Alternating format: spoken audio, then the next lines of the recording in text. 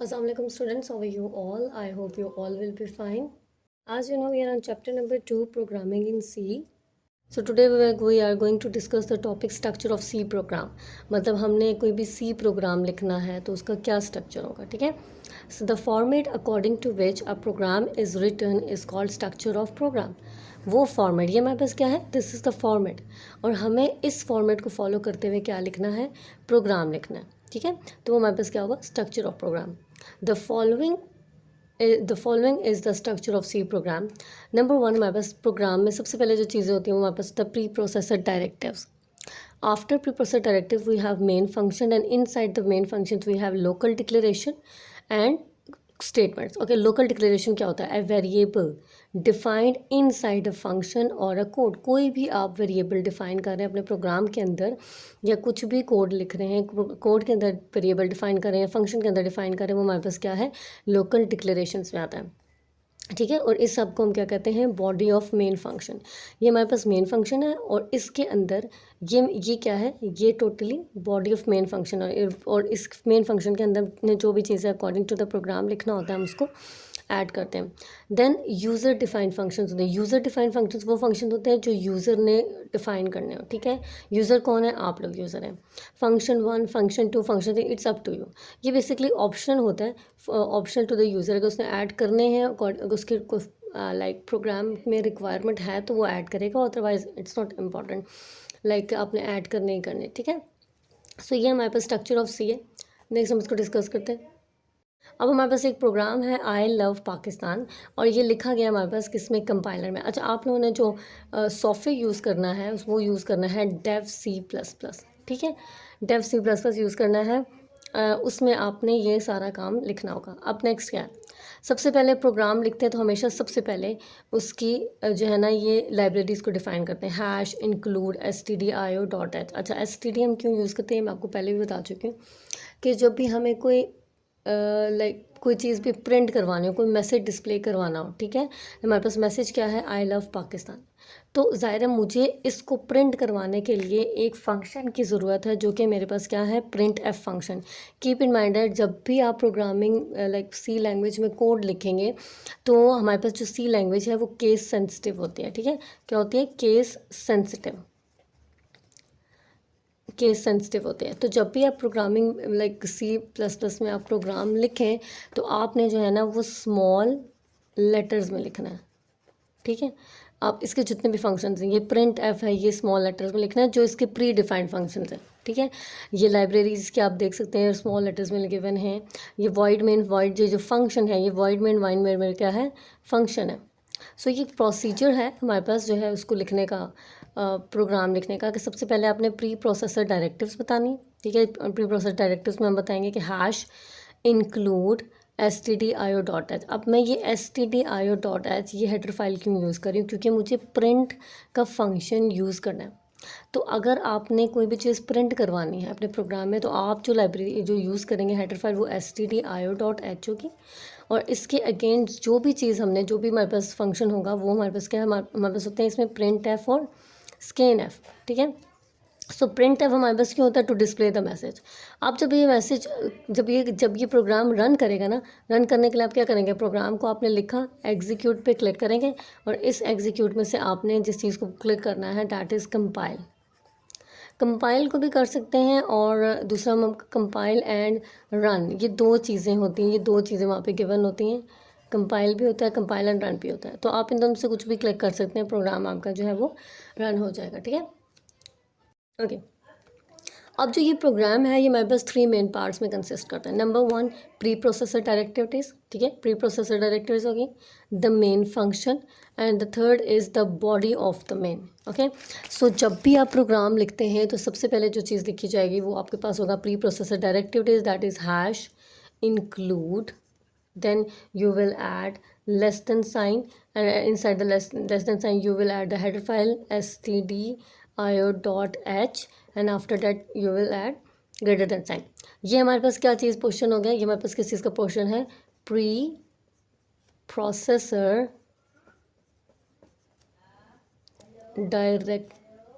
Directives. Okay. Pre processor directives ये हमारे पास जो हमारे पास एक प्रोग्राम है, जैसे अभी आपने देखा है, उसमें 3 पार्ट्स डिफाइन हुए हैं, ठीक है। नंबर 1 प्री प्रोसेसर डायरेक्टिविटीज़, नंबर 2 जो उसके अंदर डिफाइन हुआ that is the main function. Okay, ये चीज़ याद रखिएगा, जो हमारे पास मेन फंक्शन होता है ना, उसमें जो यहाँ पे यूटिलाइज हम करेंगे, इसमें ये सी लैंग्वेज में जो हम यूटिलाइज़ करते हैं, ठीक है, मोस्टली हम यूटिलाइज़ करते हैं void main and we will write void inside this round brackets. इस पूरे को हम क्या कहते हैं, ये हमारे पास क्या है, this is main function. Done. Okay, तो इस प्रोग्राम में हमारे पास प्री प्रोसेसर डायरेक्टिव थी, मेन फंक्शन था। अच्छा, अब जितना भी हमने काम करना होता है, कुछ भी लिखना है, वेरिएबल डिक्लेयर करवाना है, कोई फंक्शन हमने यहाँ पे काम करना है, कुछ भी काम करना है, वो सारा हम लिखेंगे किसके अंदर, वाइड मेन किस, जो भी हमारे पास यहाँ पे बॉडी ऑफ स्टेटमेंट्स होंगी, उस बॉडी ऑफ स्टेटमेंट तो हमारे पास यहाँ पे डिपेंड करता है आपके प्रोग्राम पे, लेकिन फिलहाल जो हमारे पास यहाँ पे गिवन थे इस प्रोग्राम में, वो था प्रिंट एफ, और फिर आपने मैसेज डिस्प्ले करना है आई लव पाकिस्तान। ओके, पाकिस्तान। अच्छा, अब ये देख लें, उसके बाद हमारे पास और कोई प्रोग्राम नहीं लिखना, हमने कोई और स्टेटमेंट नहीं लिखनी, तो उसको क्लोज करना है। अच्छा, एक चीज़ याद रखिएगा, वाइड मेन वाइड के बाद आपने करली ये ब्रैकेट्स होती हैं, इन ब्रैकेट्स को यूटिलाइज़ करना, इन ब्रैकेट्स को आपने, let me right it again for you, in brackets को आपने जो है ना, this is the opening bracket, ठीक है, और जब आप प्रोग्राम एंड करते हैं तो this is the closing bracket. Okay, अगर आप ये ब्रैकेट नहीं लगाएंगे तो आपके पास एरर जनरेट होगा। डन। तो हमारे पास यहाँ पे इस प्रोग्राम में हमने क्या चीज़ें डिस्कस की, pre processor directives, this is the main function, this is the function, and after the functions we have the body of the main, this is the body of the main, ठीक है, ये हमारे पास इस wide main की क्या है, this is the body of the main, जिसके अंदर हम क्या करते हैं, हम स्टेटमेंट्स लिखते हैं, जैसे मैंने यहाँ पे स्टेटमेंट लिखी है, printf I love Pakistan. Okay, printf function हम क्यों यूज़ करते हैं, it is use to display the message, और it is use to display the output. Okay, अब जो भी मैंने आउटपुट या मैसेज डिस्प्ले करना होता है, मैं सबसे पहले प्रिंट एफ लिखूंगी, उसके बाद हम यूज़ करेंगे round brackets, and inside the round brackets जो भी आपने मैसेज डिस्प्ले करवाना है वो आप लिख सकते हैं, ठीक है। मैसेज डिस्प्ले करने का मतलब लिखने का तरीका क्या है कि आपने सबसे पहले जो है ये डबल कोटेशंस ऐड करनी है, और इसके अंदर आपने मैसेज लिखना है, ठीक है। सो ये हमारे पास प्रोसेस है एक प्रोग्राम का, कि उसमें हम क्या काम करेंगे, ठीक है। अब हम 1 बाय 1 जो है वो 3 मेन पार्ट्स होते हैं हमने प्रोग्राम के, उसको डिस्कस करते हैं, और जनरल भी उसको देखते हैं कि क्या चीज़ें।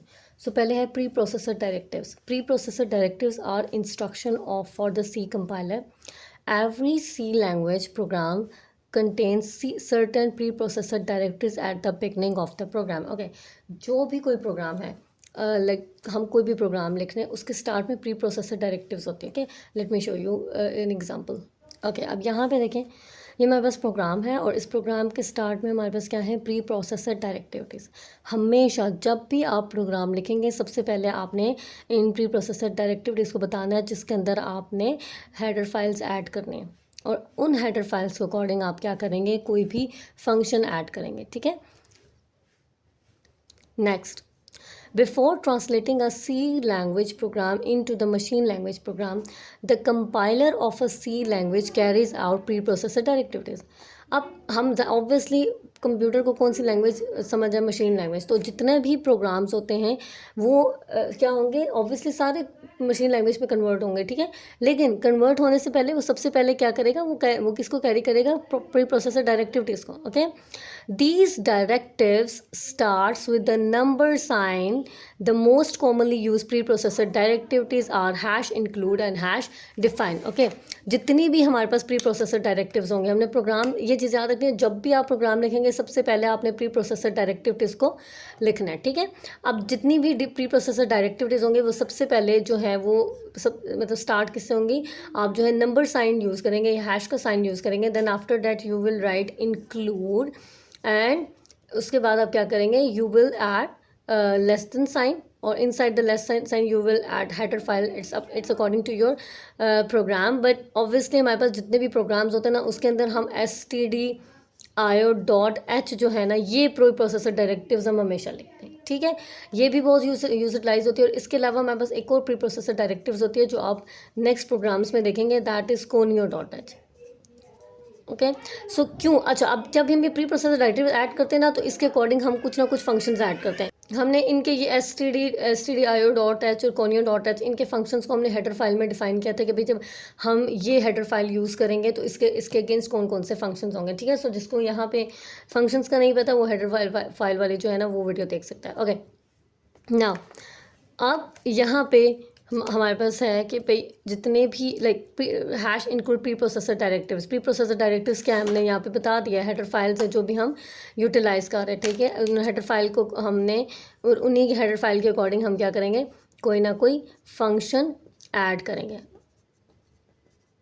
ओके, नाउ इसका जो सिंटैक्स हमारे पास क्या होता है, सबसे पहले आप हैश इंक्लूड लिखते हैं, ठीक है, और हैश इंक्लूड लिखने के बाद उसके अंदर हेडर फाइल ऐड करते हैं। कौन सी फाइल आप करते हैं, हेडर फाइल ऐड करते हैं। तो हेडर फाइल आपके पास कौन सी हैं, stdio.h और conio.h। अगर stdio.h क्या, standard, std stands for standard, I is for input और o is for output। okay, so after that we have another libraries that is, you can say that, or another preprocessor directives that is conio.h। so conio here, this con represent the console। okay, this will be the console input output।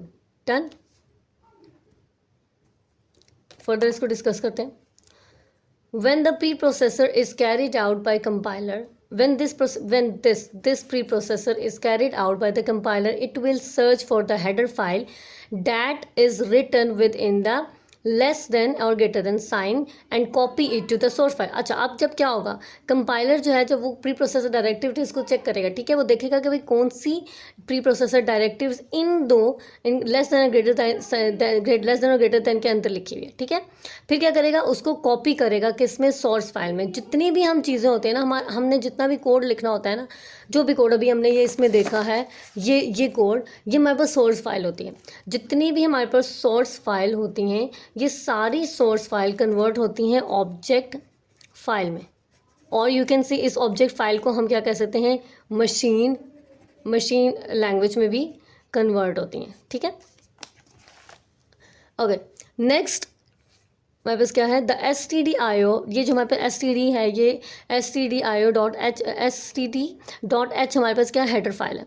और header file like std stands for standard input output as I've already told you। okay, so header it includes standard। अच्छा, इसके जो क्या functions क्या चीज़ होते हैं, हमने last time भी हेडर फाइल में डिस्कस किया था कि जब हम stdio.h हेडर फाइल को यूटिलाइज करेंगे, इसको प्रोग्राम के अंदर लिखेंगे, तो उसके अगेंस्ट हमारे पास दो फंक्शंस हमारे प्रोग्राम में यूटिलाइज होंगे, एक प्रिंट एफ फंक्शन, एक स्कैन एफ फंक्शन।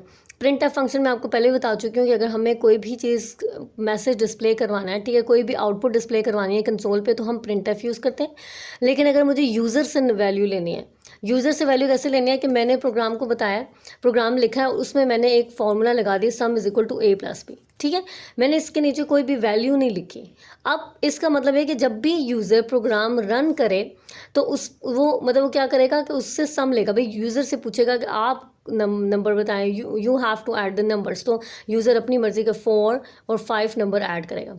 अब ये चीज़ जो परफॉर्म होगी ना, इसके लिए जो हम फंक्शन यूज़ करेंगे वो होगा हमारे पास scanf function. Done, next, it in the above program, जो हम पहले भी डिस्कस कर चुके हैं program, the print F is use. यहाँ पे अगर आप देखें, let me show you the program also, ये जो प्रोग्राम है इसके अंदर अगर आप यहाँ चेक करें तो हमारे पास जो फंक्शन यूज़ हो रहा है वो इस stdio.h के अगेंस्ट हम कौन सा फंक्शन यूज़ कर रहे हैं, प्रिंट एफ।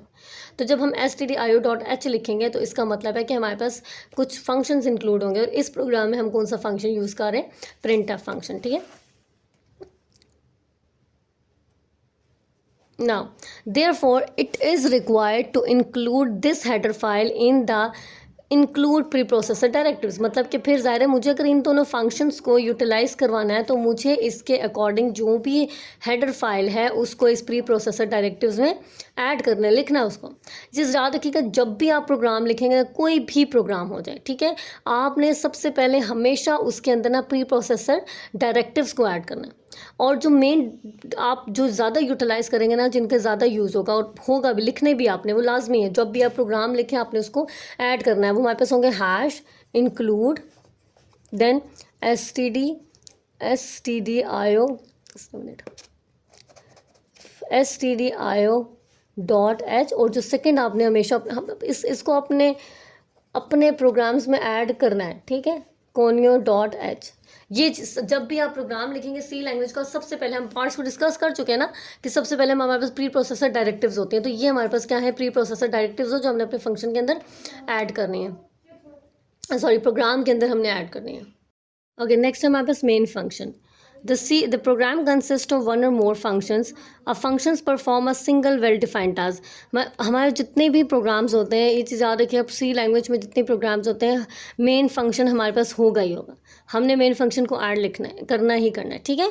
तो अगर मेन फंक्शन यूज़ करें या इसके अलावा अगर हमने कोई और भी, हमने देखा था यूज़र डिफाइंड फंक्शंस हैं, ये ऑप्शनल जो होते हैं हमारे पास, वो भी हम ऐड कर सकते हैं। लेकिन जब आप प्रोग्राम लिखेंगे तो सबसे पहले जो मेन चीज़ है वो प्री प्रोसेसर डायरेक्टिव्स के बाद आपने ऐड करना है वॉइड मेन वॉइड। ये फंक्शन आपने ऐड करना है और जितने भी टास्क आप परफॉर्म करेंगे वो इस फंक्शन के अंदर लिखेंगे, ठीक है, according to your program requirement. Okay, अब function program performs a single well defined task. इस चीज़ याद रखिएगा, हर एक फंक्शन का अपना अपना जो है ना वो कोई ना लाइक टास्क होगा। एस वाइड मेन का कोई और टास्क है, अगर मैं यूज़र कोई और फंक्शन डिफाइन करता है तो उसका अलग टास्क होगा, ठीक है, like task you can say कि उसका अपना अलग जो है ना वो कोई ना कोई फंक्शन परफॉर्म करेगा, ठीक है। Every C program must have the main function which is the first section to be executed when the program runs. The general form of the main is void main void. जब भी आप programme लिखेंगे सी language में, जब भी आपने programme लिखा, सबसे पहले आप प्री प्रोसेसर डायरेक्टिव्स ऐड करेंगे, उसके बाद जो चीज़ आप लिखेंगे that is void main wide. और जो वाइड मेन वाइड क्या है, ये आपके पास फंक्शन है, दिस इज़ द फंक्शन, और इस फंक्शन का अपना कोई ना कोई ये अपना कोई ना कोई टास्क परफॉर्म कर रहा होगा, ठीक है। तो सी लैंग्वेज में ये जो वाइड मेन वाइड फंक्शन है ना, ये तो आपके पास होगा ही होगा, ठीक है, ये मस्ट होगा आपके प्रोग्राम में। उसके अलावा अगर यूज़र ने कोई और फंक्शंस ऐड करने हैं तो वो आफ्टर दिस फंक्शन ऐड कर सकता है, बट वाइड मेन वाइड लाजमी होगा, ठीक है। अच्छा, अब यहाँ पे हमारे पास दो दफ़ा वाइड यूज़ हुआ है। सबसे पहले जो फर्स्ट वाला वाइड है, इस वाइड है, इसका क्या मतलब है, the word wide before the main function means that this function does not returns and, ठीक है, this function does not return a value, कोई भी वैल्यू ये फंक्शन आपको रिटर्न नहीं करेगा। और जो दूसरा वॉइड है, ये जो आफ्टर द मेन यहाँ पे लिखा हुआ है, इसका मतलब ये है कि inside the brackets, like the जो हमारे पास क्या है इन ब्रैकेट्स के अंदर लिखा हुआ है, इसका मतलब ये है it does not have any argument, कोई भी इसके अंदर आर्ग्यूमेंट नहीं होगा। तो फर्स्ट वाला है वो कोई भी आपको वैल्यू रिटर्न नहीं कर रहा, और जो सेकेंड वॉइड है वो आपको कोई भी आर्ग्यूमेंट प्रोवाइड नहीं कर रहा, ठीक है। The third part of the program is body of main function. The body of main function is surrounded by the brackets, curly brackets.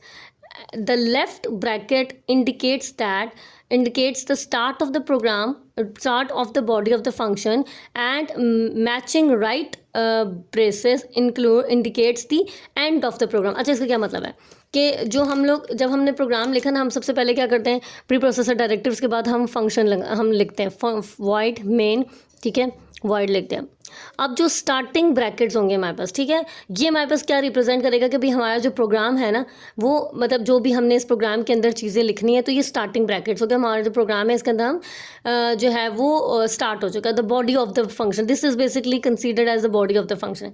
और जो राइट जो हमारे पास ये होगी, ये वाली राइट ब्रैकेट्स होगी ना, इसका मतलब ये होगा कि हमारा अगर हमने इसके अंदर स्टेटमेंट्स ऐड कर लिए अकॉर्डिंग टू द रिक्वायरमेंट, उसके बाद ऑब्वियसली हमें कोई काम नहीं करना, तो हमें इस प्रोग्राम को एंड करना है। तो उस एंड करने के लिए भी हम क्या यूज़ करेंगे, एक जो है वो कर्ली ब्रैकेट्स हम यूज़ करेंगे। Then the body of the function in the program, as we have discussed it before, consists of single statement. अब अपने यहाँ देखें, ये प्रोग्राम था हमारे पास, इसमें ये हमारे पास क्या है, late me show you. Okay, you can see कि यहाँ पे हमारे पास वाइड मेन वाइड फंक्शन था, इसके बाद हमारे पास यहाँ पे ये करली ब्रैकेट्स यूज़ हुई हैं, जो कि हमारे पास जो स्टार्ट जो ये चीज़ जो इंडिकेट करती है कि जो हमारा प्रोग्राम है वो स्टार्ट हो चुका है, लेकिन हमारा जो फंक्शन है वो स्टार्ट हो चुका है। उसके बाद इसके अंदर कितनी स्टेटमेंट्स हैं, आप देख सकते हैं सिर्फ एक स्टेटमेंट है, एक स्टेटमेंट लिखी हुई है यहाँ पे। आप let me show you another program. अगर आप यहाँ देखें, यहाँ पे हमारे पास जितने भी प्रोग्राम, ये जो प्रोग्राम आपको नज़र आ रहा है, इसके अंदर मल्टीपल स्टेटमेंट्स हैं। तो ज़रूरी नहीं होता कि हमारे पास वॉइड मेन वॉइड के अंदर सिर्फ एक स्टेटमेंट ही लिखी जाएगी। ये डिपेंड करेगा कि आपके प्रोग्राम की रिक्वायरमेंट क्या है, आपके प्रोग्राम में क्या चीज़ आपसे पूछी जा रही है, ठीक है, क्या इनपुट आपको गिवन है, क्या आपने आउटपुट उसको जनरेट करना है। तो उसके अकॉर्डिंग जो भी आपको इनपुट गिवन होंगे और जो भी आपने आउटपुट जनरेट करने होंगे, उसके अकॉर्डिंग आप क्या लिखेंगे, कोड लिखेंगे, ठीक है।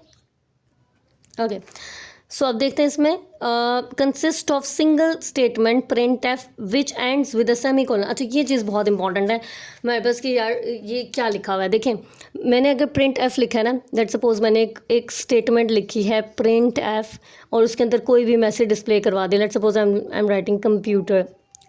अब मुझे इस स्टेटमेंट पे और कोई काम नहीं करना। तो स्टेटमेंट को एंड करने के लिए हम सेमीकोलंस लगाएंगे। बिल्कुल ऐसे ही होता है जैसे हम इंग्लिश जब हम इंग्लिश लिख रहे होते हैं तो हमें किसी सेंटेंस को एंड करने के लिए हमें कोमा लगाना होता है, ठीक है।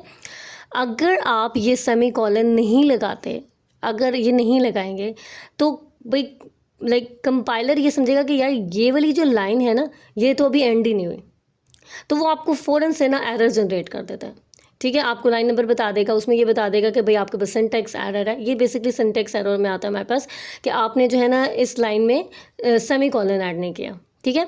तो जब तक आप सेमीकोलन ऐड नहीं करेंगे ना, आपका प्रोग्राम कभी कंपाइल होगा ही नहीं, आपको कोई आउटपुट शो नहीं होगी, ठीक है। तो ये चीज़ याद रखनी है, जब भी आप लिखें, जितनी भी स्टेटमेंट लिखें, 5 स्टेटमेंट लिख रहे हैं, 7 स्टेटमेंट लिख रहे हैं, ये अकॉर्डिंग टू योर रिक्वायरमेंट, आपने हर स्टेटमेंट के बाद सेमीकोलंस लगाने। इस सेमीकोलंस का मतलब ये है कि भाई मेरी ये जो लाइन है ये एंड हो चुकी है।